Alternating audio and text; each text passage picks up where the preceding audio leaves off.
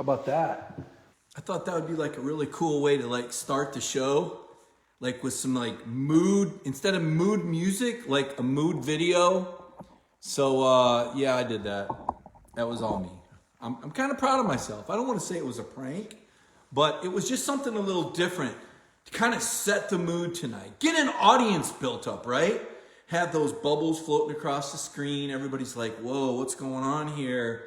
Is it your connection? We've never seen this. I think I was being creative. So now let's get the shares out of the way. Everybody do your shares. We're going to talk about Georgia football. We're going to talk about JT Daniels taking over at quarterback. I don't like these earbuds. They stick out of your ears like you got Q-tips in there. Do I need these? I don't think I need these. So I'm not going to use these. So y'all can hear me fine, right? Let me go ahead and put these away. We're just getting all cozy here.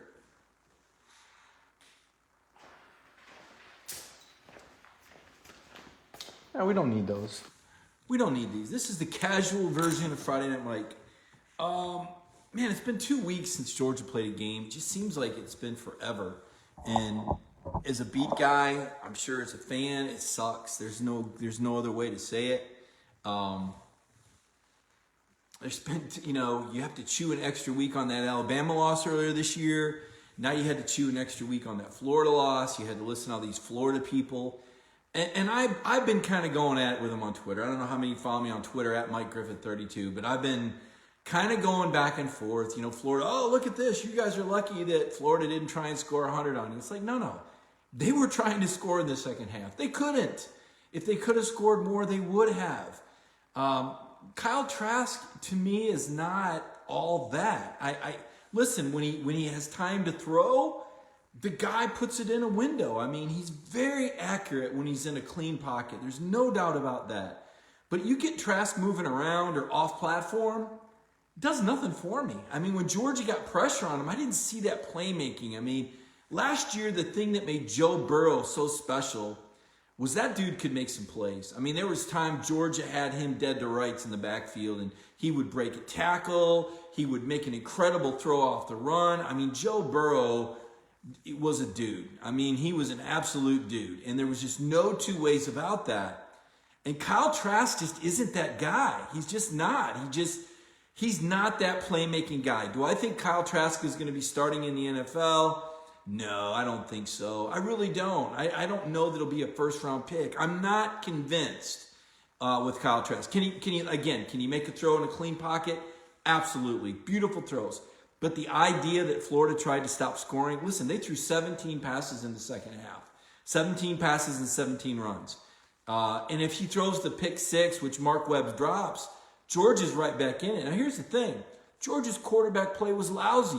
Nobody needs to say that's an excuse. Florida deserved to win that game because they had a quarterback that was able to hit open receivers. Georgia did not deserve to win that game because their quarterback play was awful after Stetson Bennett hurt his shoulder. Now, had he not hurt his shoulder, would that have made a difference? I don't know. I can't say because I didn't think he looked that impressive against Kentucky or in the second half against Alabama either. So I can't sit here and tell you that if Stetson was healthy, they'd have beat the Gators. But with him unhealthy, he was very inaccurate. Dwan Mathis wasn't ready to quarterback that team at that level. And so Florida deserved to win. They were absolutely the better team. Nobody's saying they're not. But this concept that Florida wasn't trying to score in the second half, I've listened to these Florida fans the last 2 weeks, and I'm like, this is some weak sauce, guys. I mean, Florida is not back where it was with Tim Tebow. They're nowhere near where they were with Spurrier.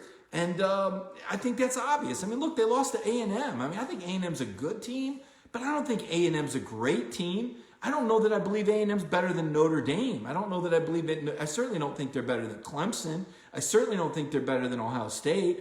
I don't think Florida can stay on the field in terms of stay within 3 touchdowns of Alabama. I don't think they could stay on the field with Clemson. I would take Notre Dame over Florida head-to-head. I would take Ohio State over Florida head-to-head.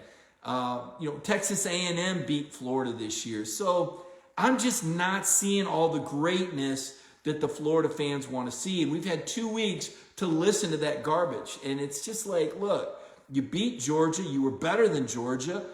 Georgia, didn't have good quarterback play. Georgia's defense was awful in the first half, but largely because of how bad the offense was. I mean, do you realize that after those first 2 drives Georgia had, they put 14 points on Florida's defense in 3.5 minutes, right? But after those first 2 drives, and Bennett goes out injured, Georgia goes 3 and out 4 out of 5 series. And that put Trask back on the field, and he's a rhythm guy. And I mean, he was putting it in some windows. He made some beautiful throws. Florida's got some good playmakers on the outside, I think. I'd put him a level below what I've seen at LSU and Alabama. Pitts got knocked out of that game. We don't know when he'll be back. He's been out 2 weeks now. That's something to keep an eye on. Man, was he a matchup problem? There's not another receiver like him or tight end like him in the country. He's amazing. He's a first-round draft pick. You wonder, does he come back and finish the season? That's kind of a thing now. We saw with South Carolina's 2 cornerbacks, right? And I'm saying quitting on the team. Now, you could make the argument that if South Carolina's going to fire their head coach with 4 games left, that South Carolina is sending a message to those kids, hey, we're planning on next year already. And maybe the kid's response is, hey, you fired my head coach, I'm out. But I don't look at it as the kids quitting, because I look at it as the players quitting on their teammates. And because the great teams, really good programs, there's a locker room chemistry, and the guys play for each other. I mean, that's what you ultimately want in any team setting, whether we're talking about football or basketball or even at your workplace. Do people work together? Do you set one another up? Do you help one another? That's teamwork, right? That's the team concept. But we've gotten to a place with college athletics where it's me first. And part of this is college football's own fault. The transfer rule, right? The one-time try, you can just transfer somewhere else. They're going to have a brand new rule where you can transfer once for free. Just pick wherever you want to go. That's coming next year, and that's going to really change things. So let me go ahead and do some shares. I don't know how many shares you guys have done. I hope everybody's had a good week. I hope everybody's having a good Friday night. I hope everybody's ready for the game. We got to wait till 7:30. But you know what? Glad that we're just having the game, because there was some real question about that. Mississippi State, had so many guys that opted out of that program, left Mike Leach's team, right? And so that dropped him closer and closer to that 53 protocol number. And here's the thing. Protocol means that if you have less than 53 scholarship players, you can elect not to play. Does not mean you have to. Doesn't mean you have to cancel. And you're seeing that with Mississippi State. They're going to have less than 53. And they're still going to play. And kudos to Mississippi State. I said this earlier. Rusty Manziel from 24/7 said, hey, the difference here. Look, come on, guys. Only 2 shares. You guys got to do better than that. I need some shares, man. We got to share this thing. We got to get this thing out and about. So let me go ahead and take care of business here. Share to the group. Talking football. Whoops. Did I spell that right? On a Friday night. Talking Georgia football on Friday night. Not just any football. Georgia's risen up now to a point where they're nationally renowned.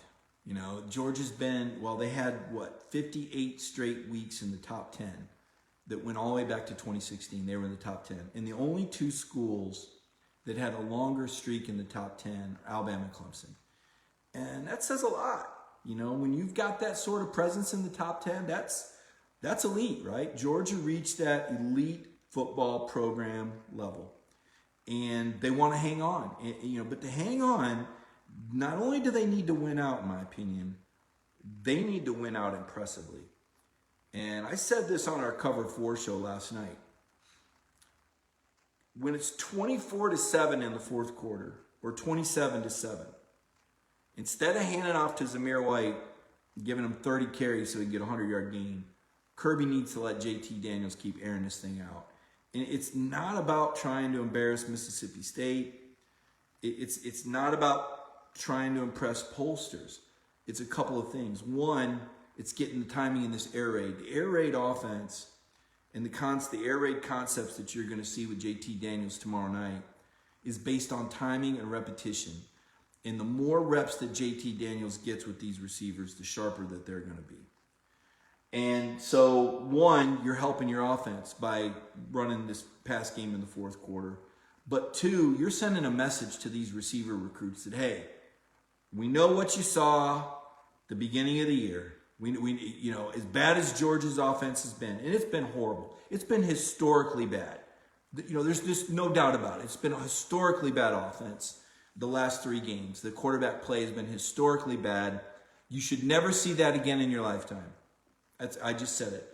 You should never in your lifetime, if you're old enough to be watching this and understanding the English that I'm speaking, you should never in your lifetime see a 3-game stretch where Georgia quarterbacks throw 8 interceptions with 4 fumbles and a 44% completion percentage. You should never see that again in your lifetime at the University of Georgia. Should never happen again. That was absolutely terrible. It was embarrassing and unfortunate. Now, why did it happen? Everybody's going to, I saw somebody, this is a no-win for Kirby. If JT Daniels plays well, then everybody's going to say, listen, you got to understand something. Number one, Kirby Smart really doesn't care what critics think. Okay, he's way past that in his life. Kirby Smart probably quit caring what other people thought when he was in 9th grade and he was watching his older brother get cancer treatments. And Kirby Smart, a young Kirby Smart, made a decision that he was going to do the absolute most with his life. And all he's done since then is achieve and continue to achieve and work hard and do things his way. All right. And now there's a lot to be said for that. Now there's a downside. You wonder, did somebody, not tell Kirby, hey, Stetson Bennett? But here's what you don't know that I think we're going to find out. I think Kirby was watching JT Daniels closely all year, and I don't think he thought JT Daniels was ready to go, to the point that he wasn't going to put him out there until JT was at a part with his knee where Kirby felt like he could get away from pressure. The last thing any coach wants is to play an injured kid and see him get hurt, because then you take responsibility. It's like you put that guy out there, even though you knew he wasn't 100% and he got hurt again. That blood is on your hands. I think Kirby Smart knows how good JT Daniels is. And I think he would have used him earlier if he was healthy. Now, that story's going to come out in the wash. We're going to find out in the next couple weeks. I can guarantee you that. And I can also tell you that I've got an inkling that that's what happened. I can tell you that freely. So before anybody starts saying, what if JT does good? And then you got to wonder, you don't have to second guess your coach. Listen, you guys know Kirby Smart wants to win games. He's a Bulldog. I mean, this is a guy that played at Georgia. Nobody cares more about Georgia than Kirby Smart. And if he thought JT Daniels could have played, he'd have played him. There's no doubt in my mind. Now, past that, the questions you ask yourself is, Stetson Bennett is that much better than Carson Beck. We know he's better than Dwan Mathis in that offense. And you brought Todd Monken in to run air raid. And Todd Monken has done an incredibly good job, in my opinion. He stole those 14 points from Florida. That was all scheme, right? The first play, a Florida guy misfit, 75 yards, untouched. But they saw something on that movement. And then the second drive, 6 plays, 61 yards. That's all scripted. So Monken basically is doing his job, but you haven't had a quarterback that could make those throws. I think you're going to have that now. I'm expecting big things now. I know Mississippi State's defense is actually pretty good. If you look in the rankings, they're comparable to Georgia. They're not that far behind Georgia if you look at the numbers they've given up. But I just think JT's that good. JT actually played against Mike Leach at USC in 2018. I think it was like his 3rd or 4th game. They played, I want to say, in Spokane. Leach's Cougars with Gardner Minshew were leading JT Daniels, the freshman, 30-17 at the half, and JT brought USC back for a 39-36 win. So Leach has seen Daniels before. Daniels has beat Leach before. It was a better Mike Leach team. It was a worse USC team, although Michael Pittman was a receiver. I've been told George Pickens is better than Michael Pittman, who's right now the Indianapolis Colts #1 receiver. You're going to see a lot of George Pickens. I'm going to tell you that. I'm going to tell you. you're going to see a lot. I was listening to Kirby's radio show Thursday night. You're going to see a lot of George Pickens. I would be shocked if George Pickens didn't go over 100 yards receiving. Shocked. I'd say the over-under on receptions would be 7.5. You're going to see a lot of George Pickens. I believe Kenny McIntosh is going to be back, Kirby said. Kenny's a dynamic guy. He hasn't played since Alabama. Hope Kenny's 100% because you need that dynamic running back. Zamir White is kind of a plotter. He's a power guy that kind of gets what's there, not much more. But Kenny is a home run hitter, and he's got that breakaway speed. At least he did before the injury. Now, he had the knee and then a hamstring, so we'll have to see where Kenny's at. James Cook, I'll be honest, James Cook has been inconsistent. Sometimes he looks tentative, running between the tackles. Sometimes he looks explosive. Don't know what you're going to get out of James Cook. First game, he was awful at Arkansas. Thought he looked great against Auburn, hurt his shoulder. He's just been hot and cold. Just don't know what you're going to see from Cook. Zamir's going to get what's there. Del McGee wants Zamir to have some big numbers. It's probably Zamir's last year. I don't think the NFL's necessarily impressed with those numbers. I think it's going to come down to Zamir's physical and his 40 time. It's going to be really hard for Zamir White to get drafted with 2 ACL injuries if his 40 time is not sub 4.5. And, because his tape's not going to do it. But giving him 30 carries or 20, that's not going to help him. So maybe it helps his Georgia career out. He gets what he deserves. But listen, if you're Georgia, it's past that. Right now, you've got to blow up that scoreboard, man. You've got to send a message to these recruits that your offense is indeed going to be in the 21st century moving forward. Right now, you're number 5 in recruiting. Georgia's moved up to number 5 with, 16, 17 commitments. But where's that dynamic tailback? Where's he at? We know Milton was looking really good. He's out another couple weeks, I think, with that strained MCL. But where's that next John Emery? Remember, he got away, that LSU guy. He's really good. Bigsby putting up some big numbers at Auburn. Where's the next great back? Okay? I think next year, with Kenny and Milton, you're solid. Okay? I think Cook goes pro. I think Zamir goes pro. I want to see more Dejon Edwards. I've seen some good things, and just little taste of him in that 30-minute scrimmage. I saw just enough of him to feel good about it. But not great. Don't know about dynamic. Need another home run hitting back in this class, and you need 2 more great receivers. 2 more great receivers. You got Pickens for 1 more year. Okay, he's going pro after next year. Don't even think twice about it. Who else you got? Kyrus Jackson is a junior. I think he'll be back. Probably lose Trey McKitty. Unfortunately, really haven't gotten your value out of McKitty. I think McKitty is another guy that is going to see an immediate boost with JT Daniels. Him and Daniels are locker mates. And McKitty's only got 3 catches this year. I mean, that's terrible. McKitty's got 3 catches. Darnell Washington has 2. I understand. I have understood the last 3 years, and I've been a proponent and a big believer in Kirby Smart's way of winning, the complementary football. When you've got a championship defense, right? Run clock, play to your defense. But because of how bad the offense has been the first half of this year, I think you got to put numbers up. And I know that Kirby is not a style points guy. I get it. But I think he's got to be.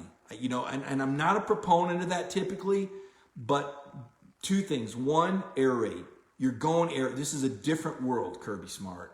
You've got to put the ball in the air and let JT Daniels get the timing down with these receivers to be at the best. And you want to be at your best. You want to be explosive. You can't say you want to be explosive and then hand off 10 times in a row and run out the clock. If you want your offense to be explosive, then you need to let them have an explosive mindset and turn them loose. It's time to do that. I understand that when you do that, your defense could be on the field a little bit quicker. But look, any defensive numbers you had this year are shot. You don't have Richard LeCount back there. You don't have Jordan Davis on the field. This defense has given up 571 yards to Florida, 564 yards to Alabama. That's more than any Georgia defense gave up since 2013, and more than any Kirby Smart defense since 2014. So give up the ghost on that. And I'm not saying, go completely run and shoot and let JT Daniels, throw it 50 or 60 times. But what I am saying is don't shut it down in the 4th quarter. What I am saying is let your offense play. Let your offense have some fun. These kids signed up for fun. They signed up for, a Todd Monken offense. Let them run it. And if JT can light this thing up, don't put that fire out. Don't run out the clock in the fourth quarter. These young receivers need reps. So that's what I'm looking for. I believe that's what's going to happen. Now, Kirby also said on his radio show that Carson Beck has been getting more work than usual. Does that mean Carson Beck comes in the fourth quarter and gets some reps? I don't know. Could Dwan Mathis be playing some receiver? I don't know that. I do know when I asked Terrence if Dwan would play receiver a week ago, his answer was Dwan will do whatever he needs to do to help his brothers. So that wasn't, yes, he's playing receiver, but that was Terrence telling me that Dwan is going to do whatever he can to help the team. Everybody knows that, right? Everybody knows that. Stetson Bennett is back. He was back getting reps. What does that mean for him? I don't know. I guess, that if JT Daniels doesn't look good, and that's a possibility. JT hasn't really played a full game since November of 2018. I mean, chew on that. JT Daniels hasn't played a full game since November of 2018. He played one half in September of 2019. So could JT be a little rusty? Probably he could. I don't know that he will. I don't expect that. I wrote a story today about JT Daniels' last high school game. And I suggest you take a look at it, only because, I think Georgia fans now can kind of see who this guy is. And it was interesting because his last high school game at Mater Dei, they beat Concord de La Salle, which holds the national record for most consecutive wins. I think they won 153 games straight for like 8 years. They're a team in Concord, California, Northern California team, private school, get the best players. I think they've played in the California State Championship game like every year since they've had an open division, which is like 2008. So that's like 12 straight championship game appearances. And Mater Dei had never won that state title, even with Matt Leinart and Matt Barkley. And JT beat this team at, I think they played the game. It was in San Jose. So it was in Sacramento. So it was in Sacramento State Stadium. And the story is his high school coach is telling the story about how cold it was. And he'd been beat 4 times by Concord and JT. And there's video of this. So you can see some JT Daniels high school video. It's kind of fun. I know you've seen the USC video. But seeing him as a high school player, it's pretty amazing. He had like 154 touchdowns and I think 14 interceptions in 3 years. And remember, he skipped his entire senior year. He went from the junior year of high school to college and started for USC as a true freshman. Only the second ever true freshman to start at USC. So this was a guy that was in a lot of headlines, that got a lot of attention, a lot of play, a lot of talk, and and then it didn't work out. Then he got injured. And then Keaton Slovis came in and played really well. And, JT said, well, rather than stick around here where it looks like, Graham Harrell, the new offensive coordinator, and Keaton Slovis kind of got tight, let's just go somewhere else. And JT really liked Todd Monken. And Monken really liked JT. I see some people talking about the video breakdown. Yeah, like Todd Monken wouldn't have recognized if a guy had bad fundamentals, right? Listen, JT Daniels is so coached up, and he's been working with Jordan Palmer, who's a phenomenal quarterbacks coach. I mentioned it to his dad about that video, and he just laughed. He said, I don't know who that guy is, Mike. It doesn't matter. They can say whatever they want. It's a back shoulder fade. It's not an underthrown pass, okay? It's kind of funny. So anyway, I'm excited to see JT play tomorrow night. I expect big things. I said 300 yards over under, and I think that he's going to play really well. I think Pickens is going to play really well, and I think that Kenny McIntosh will be back, and I think it'll be a good win. I don't often tell Georgia fans what to do, and I don't know how many of you are going to be at the game, but I did say on Twitter that Georgia fans should absolutely cheer Mississippi State when they come out of the tunnel. The fact that State's playing with less than 53 guys on scholarship, I mean, clap, clap, clap, right? Instead of opting out, they said, you know what, we don't have 53 scholarship guys healthy, but we're going to fly to Georgia where they know they're a 4-touchdown underdog, and they know they're probably going to lose by 5 or 6 touchdowns, and they're getting on that plane and they're coming and they're playing this game.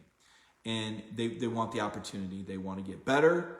I respect that. I admire that. I've got a whole new respect for Mike Leach because let me tell you, there's some other coaches in this league that dodged it. Missouri could have played. Missouri could have played Georgia. They didn't want any of it. Okay, they said, oh, well, if we don't have 53, that means we don't have to play, right? They could have, if they could have moved. You got 125 guys on your roster. You're telling me you couldn't move 2 guys over there? Doesn't mean you have to, but you could have. And I think there's teams that want to dodge this. I really do. And it's their right. It's their obligation. It's not their obligation. It's their right. It's their. They have the opportunity to do that. It's their prerogative. That's the word I was looking for. Prerogative. This is look. No Michigan State. It's just a green shirt. It's just a green shirt. There's no logo. It's just a green shirt, guys. That's all it is. It's a green shirt. I took a shower, feeling good, got some lawn work. Everybody got their final mow in, right? I'm in Georgia. I get my final mow in, went out, did the lawn, pruned some rose bushes. I pruned some rose bushes. I mean, I don't even know if I know how to prune. I just looked for the branches that were looking kind of dead and snipped them, right? I don't know. I got these, what they call knockout rose bushes. You see me do my show on my front porch in front of them. So snip some rose bushes and mowed the lawn and, said, you know what? It's Friday Night Mike. I can wear whatever I want, right? Nobody cares. We're all casual here. This isn't a formal occasion. I don't have to come dressed in any garb. No sport coat or tie. Okay, so here's your dose of Michigan you were looking for. There you go. It's not the shirt. It's the coffee mug. It was a gift. And it's green tea, so you know.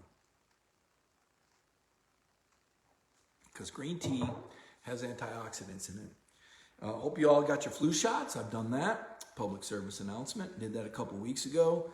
And drinking my green tea, taking my vitamin C supplements, trying to be as healthy as I can be because I want to get through this season. Hey, how about this? I know this is where a lot of people are going to get mad because I'm going to mention basketball, right? And if you're a Georgia fan, it means you just hate basketball. Listen, Anthony Ant-Man Edwards, I'm going to give you a great piece of advice here. If you haven't watched Anthony Ant-Man Edwards yet at Georgia, if you just didn't get into it, didn't enjoy it, they didn't win enough for you, okay, start following this guy now. He's with the Timberwolves. And they're not a great team. And I'm not an NBA fan, to be clear. But I am going to follow Anthony Ant-Man Edwards. This kid, and he's 19 years old, but he has so much fun. He has such a good attitude. I don't know if you saw it on draft night, but he had 2 portraits next to him of his mom and his grandmother, both of whom are dead. And he had them sitting next to him as he got drafted because he wanted them with him when he got drafted. I mean, this is just the saddest story, but he's just such a great kid, and I want to see him do so well. And the reason I'm telling you as Georgia fans to watch Anthony Ant-Man Edwards is that he's the kind of guy who will be coming back to Athens to show up at games, and as he rises up as an NBA star, he's going to be a tremendous ambassador. And let's be honest, the last Georgia guy that really mattered in the NBA was the human highlight reel, Dominique Wilkins, right? And now you have your first ever #1 overall draft pick, and the guy's only going to get better. He's a prince of a guy, and he's going to represent your school incredibly well. So if you're a Georgia person, a graduate, learn about Anthony Ant-Man Edwards. He's a great young man, and just me as a sports writer. And I've told people this. People always say, oh, who do you root for? Like you guys were going, oh, he's wearing green. He must be Michigan State, or he must be this or that. Here's how it works when you're a sports writer. You meet all these, like today, I was text messaging with Philip Fulmer. You guys saw that Coach Fulmer had a positive COVID-19 diagnosis, right? And so I reached out to Coach Fulmer and said, hey man, I hope you're doing all right. And we kind of exchanged text messages, and I was saying, I remember back when Tennessee would have these. They were supposed to be closed scrimmages, but everybody would go in Neyland Stadium in the spring, and they'd have like 5,000 people there watching scrimmages. I'm like, do you remember those? And he's like, no, but I remember you calling me and asking me questions for 2 hours about football philosophy. And I'm just laughing because it's like, who the hell was I to be asking second guessing Philip Fulmer in 1999 about his offensive philosophy? And why in the world were we on the phone that long? Like, he doesn't have better things to do than talk to some stupid sports writer? But it was just kind of fun, you know? So what I'm saying is this, though. It's not about being a fan of the programs. You meet people in the programs that you build relationships with. And there's some players that you respect and you get to know really well. Like, I do that freshman All-American team. You guys know I'm the chairman of the freshman All-American team for the Football Writers Association. I started that team 20 years ago. It's its 20th annual team. My first ever freshman All-American quarterback was Ben Roethlisberger, right? So 20 years later, a couple years ago, I reached out to Sean Alexander, who was a really good running back at Alabama when I covered the Tide in the 90s. And Sean had a great career. He was an NFL MVP with the Seahawks. And he's just a good Christian guy. He's a great role model. He's happily married, 10 kids, right? Him and his wife have 10 kids. Him and his wife had 10 kids. But a good dude. And I said, I need a face, I need a name for this freshman All-American Player of the Year. You want to be it, Sean? And he was like, yeah. So we have the Sean Alexander Player of the Year. And year one, I remember going to him. Where were we at? The year that Clemson played Alabama. Where was that? Was that in Miami? Or was that in New Orleans? No, it wasn't New Orleans. California. No. Yeah, California. And I said, Sean, I think Trevor Lawrence needs to be. He goes, they play Alabama tonight. I said, I still think Trevor Lawrence needs to be the guy. And Trevor goes out there and was, obviously amazing and couldn't have been the best ever, first ever freshman of the year. So last year, we're in New Orleans. And I say, you know what we need? We need a legacy player. So every year there's going to be a freshman of the year, but there's also going to be a legacy freshman. What does that mean? That means this award didn't start until, 2018, right? So I'm going to reach back in time and I'm going to recognize former freshman players who would have been our freshman of the year. So we're in New Orleans. So who does it got to be? Who's got to be the first ever legacy freshman of the year, Georgia fans? You tell me. I'm sitting in New Orleans. Who does it got to be? I'm not going to keep talking. You got to tell me who it's got to be. First ever legacy freshman of the year. Who is it? Who does it have to be? If we're gonna award a former freshman player in the country that was the best freshman, who would it be? Who would it be? You guys got to know who this is. Absolutely, Jimmy Guthrie. It's Herschel. So we get Herschel Walker on the phone and we say, Herschel, you need to come to New Orleans and I'm going to recognize you as the first ever legacy freshman player. And he's there. Herschel, in January, Herschel's sitting he's at my table next to me. And I'm talking to Herschel Walker. I'm like, it's unbelievable. This is great. Herschel, you're our guy. You're the first ever legacy guy. We did that little 5-minute interview. You guys might have saw that interview we did with Herschel. He was named the number 2 all-time player at that event in New Orleans, which was ridiculous, by the way. Listen, no offense to Jim Brown, but Jim Brown was not Herschel Walker. Now maybe he could have been, maybe he should have been, and people said, oh, but he played lacrosse. Listen, I don't care if he played lacrosse. Maybe make the case that he's the greatest NFL running back. But nobody was a better college player than Herschel Walker. So him finishing number 2 was kind of like, right? So here's the spoiler that all the Georgia fans are going to give me the raspberries for tonight. So there was one other element left on my freshman All-American team. In addition to doing the freshman of the year, and in addition to doing the freshman All-American team, which there's 32 players because that's my number, 32, I had a coach of the year. I had a first-year coach of the year. So to be my coach of the year, you had to be in your first year to school. And I needed a namesake. So few months ago, I picked up the phone and I dialed Florida to talk to a former coach.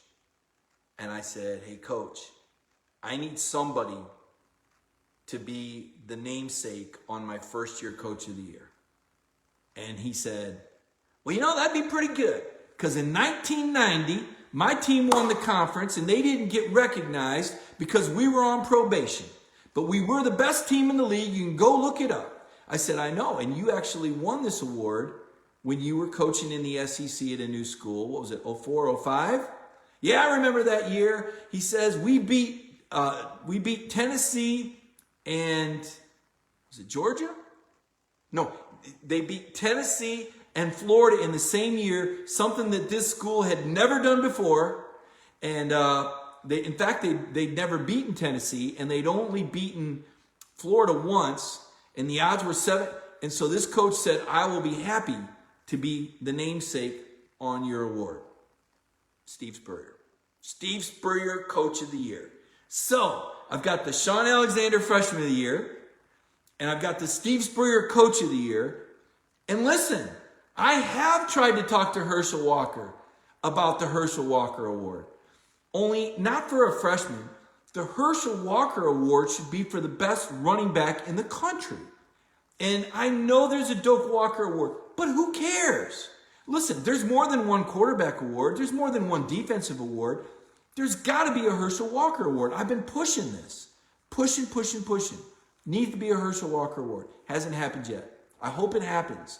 I would love to see a Herschel Walker Award, have the banquet in Athens, have all the former Georgia running backs come back and hang out. Noshawn Marino, Chubb, Sony, Gurley, and Herschel hands out the award to the best running back in the country. That's the next award that I want. I don't have it. I've been pitching it. So that's where that's at. So there's a little sidebar action on what I do, and that's all through the Football Writers Association of America. I was the president of the Football Writers Association of America in 2007, and here's my little slice of destiny. So in 2007, one of the duties of the Football Writers president is to introduce our Football Writers Lifetime Achievement winner into the College Football Hall of Fame. So I go there with my family, and lo and behold, who is that Lifetime Achievement winner but Claude Felton, the University of Georgia Sports Information Director. And I was still covering Tennessee. I'd only crossed paths with Claude a couple times, but Claude's at my table. He gets to know my family. I get to know him.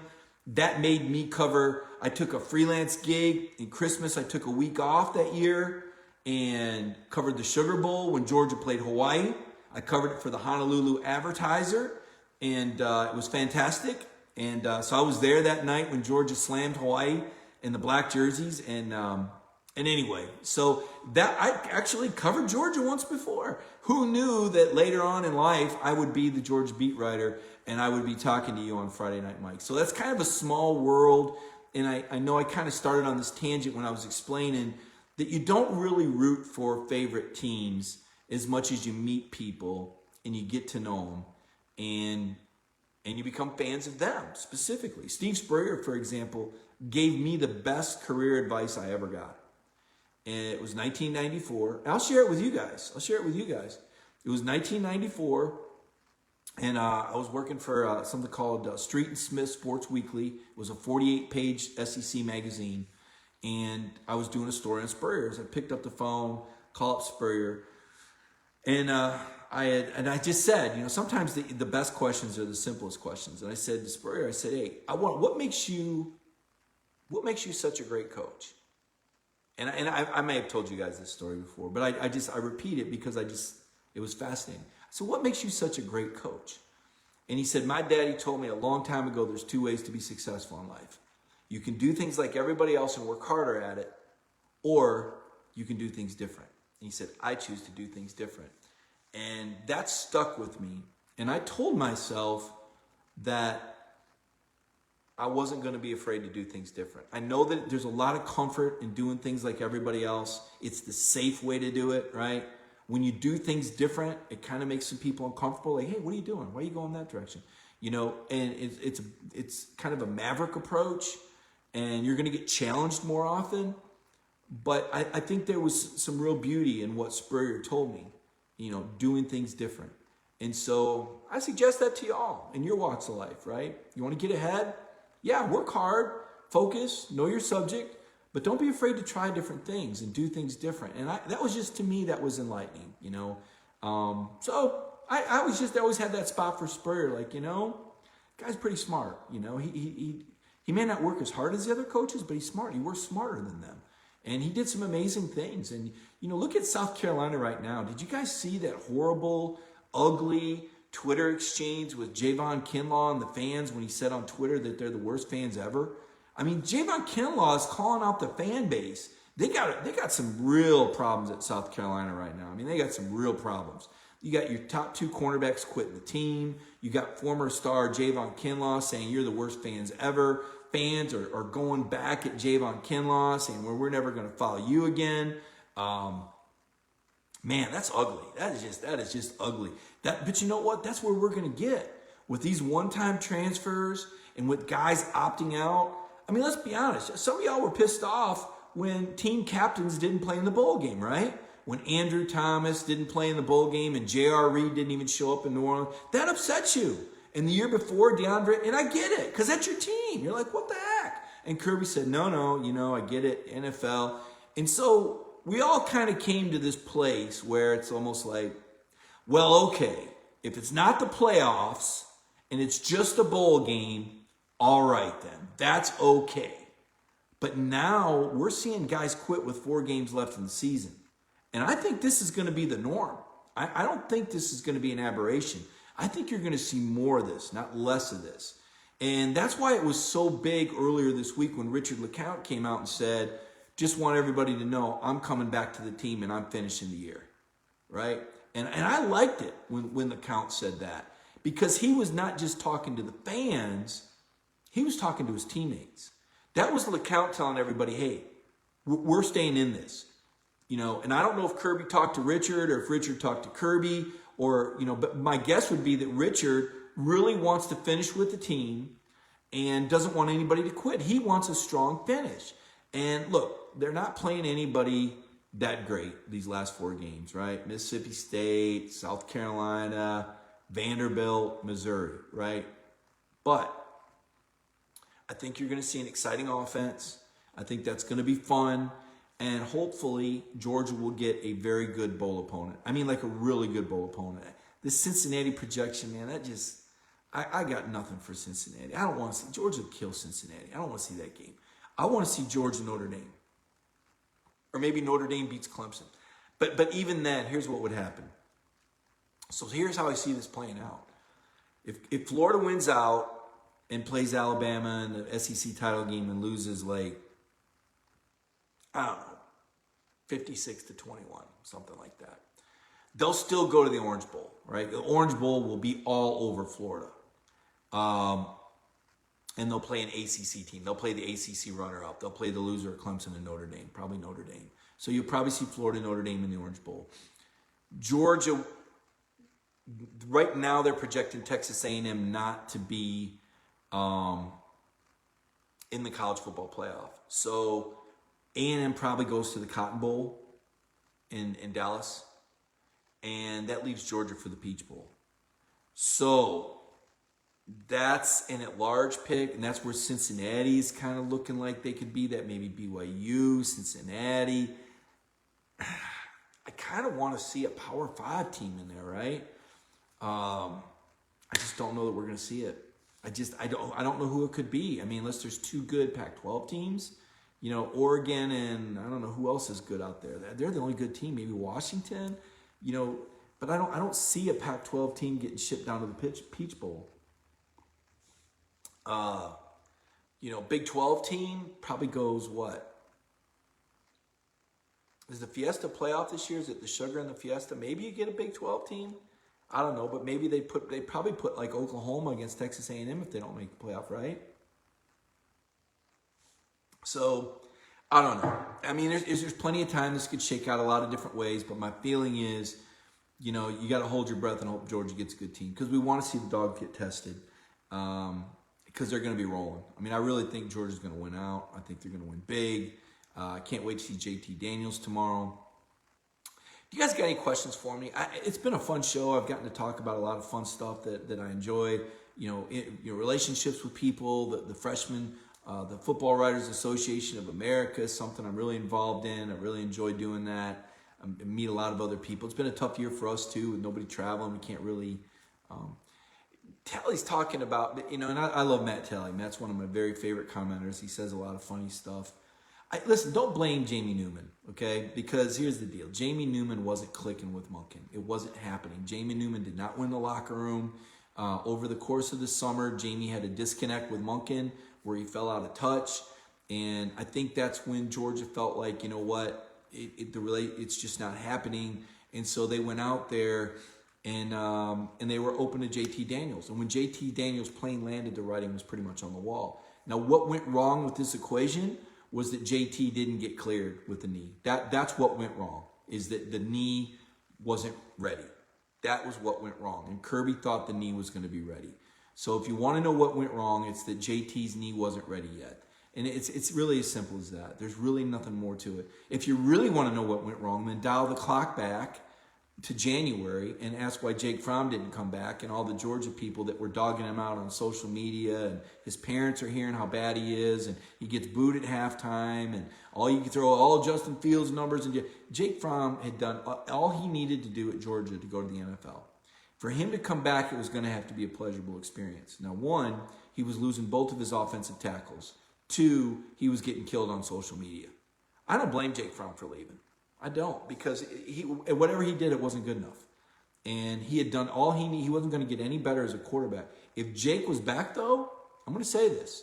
If Jake was back, Georgia would be undefeated right now. I absolutely believe that. If Jake Fromm was back, Georgia would be undefeated right now with Todd Monken. Would they have still hired Todd Monken? Was Jake leaving the last straw for the former coordinator? I don't know. But if you hire Todd Monken and put Jake Fromm in this offense, they're undefeated right now. Georgia was beating Alabama 24-20 with Stetson Bennett at halftime. Think about that. Jake would have tore them up. So that's my thought on that. But Jake left, right? Flew the coop, gone. And, now, had there been a spring, maybe the Newman story turns out different. Because Newman was trying to go from that modified spread at Wake to like a pro-style offense. He needed reps. Had he gone through spring, the Jamie Newman story is different. But COVID hits, and COVID was a game changer. And I think that cost Jamie. I think Jamie could be a good NFL quarterback, but I think he's got work to do. I know he's been working out with a private trainer. I know he works with Quincy Avery, a really renowned quarterback coach in Atlanta. I know Jamie's going to be at the Senior Bowl. That's going to be big. He could have really used these reps, but I think he knew that JT was going to be the guy. What he didn't know was that JT wasn't going to be cleared by the start of the year. So, had you had Jamie Newman, do I think you're undefeated? No. I think you probably would have lost one out of the two games. Just being real with you. So what else we got? What else do we got here tonight, folks, before I shut this down? Rick, I'm not going to speculate. I don't think that's true. I don't think Georgia would sign a guy like that. And talking to the Wake Forest kids about Jamie Newman, he was a great team leader. They had nothing but great things to say about him at the Combine. And you can tell, I think I can tell after 20-some years as a reporter, I think I got a pretty good BS meter when somebody's just going, oh, yeah, he's a great guy, and when they actually mean it. And I think they really loved Jamie Newman at Wake Forest. But he was their guy. He was never Georgia's guy, okay? He wasn't one of the guys at Georgia. And coming into Georgia and being cut and muscular and running fast, they got 50 guys that look just like you. Georgia's just so loaded. No, you're not going to blow them away. So anyway, listen, I'm going to call it a night. I've got to do a little work for the morning. I got to do a story for the morning on what Kirby said on his show. Now, tomorrow, I don't know if you guys follow us on Game Day, but we do a lot of stuff on Dog Nation on Game Day. Like, I do a live blog in game where every time they score, I put the score in there, the key play, the drive. When there's injuries, I update it. So if you look at my recap on Saturdays, you'll see every major play. You'll see all the injuries, when the guy got hurt, ejections, all that is covered in the game. It's the most thorough recap ever. And we do that in the game, in the course of the game. Hopefully you guys are all signed up for our app, because we send out app alerts. So you should get the dog. It's a free app. If you don't have the Dog Nation app, you really need to get it because we send out alerts whenever we do big stories. Like today when I did that JT Daniels story about his state championship game, I sent that alert out, right? When DeAndre Baker got signed by the Chiefs and DeAndre Swift got ruled out, this is news you just keep up with in real time, and you don't even have to. Your phone vibrates in your pocket. Oh, geez, something's going on in Georgia. So get the Dog Nation app. I do a halftime show right here on Facebook Live. I do like and I kind of tell what's happening, and then I predict what's going to happen. So far I've been right. And then after the game, Brandon Adams does a show with Terrence Edwards here on Facebook Live. So we write so much stuff, and then we have the Kirby video up from the post game. So game day, you really need to check in on Dog Nation because we really canvass it. And then I come back Sunday. We'll have a lot of stuff Sunday. It's a late game, so there'll be a lot of copy on Sunday too. And you'll like that. You really will. If you don't follow me on Twitter, please do, because the Florida fans are coming after me right now. Because I'm just not buying, like I told you at the start of the broadcast, I'm not buying the trash stuff. At Mike Griffith 32. At Mike Griffith 32 on Twitter. Give me a follow. Everybody have a safe and wonderful weekend. And thanks for joining me tonight on Friday Night Mike. Let me do this one more time here. What do we do? Oh, there we go.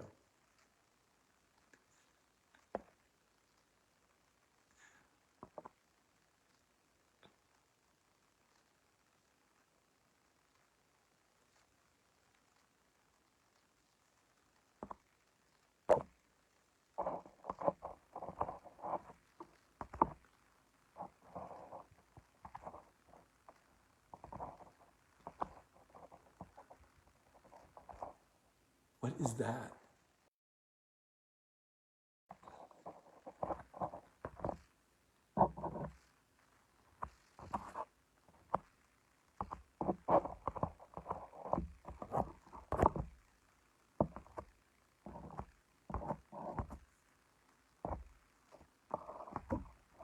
I can't turn it off.